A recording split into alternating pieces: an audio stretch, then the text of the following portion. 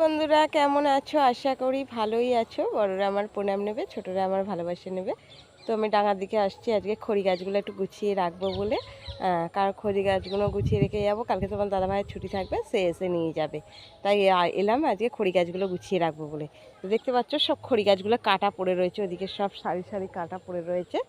হ্যাঁ, ওগুলো সব গোছ করবো, একেবারে গোছ ফোছ করে বেঁধে রেখে যাবো।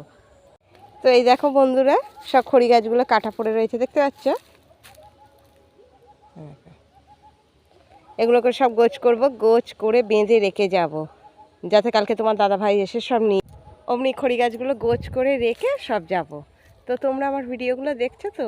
দেখে অবশ্যই লাইক শেয়ার কমেন্ট করবে, আর করে জানাবে কেমন হচ্ছে ভিডিওগুলো। আর প্রচুর পরিমাণ গরম পড়েছে, আর সেই দিকে আমার ছেলে খেলছে, ওই দেখো ওইদিকে দেখতে পাচ্ছ, সেই দিকটা আমার ছেলে খেলছে। আর ওখানে আমার একটা সেজে যা সেই ধান গোছ করছে, ধানে খড়ে গাদা দিচ্ছে।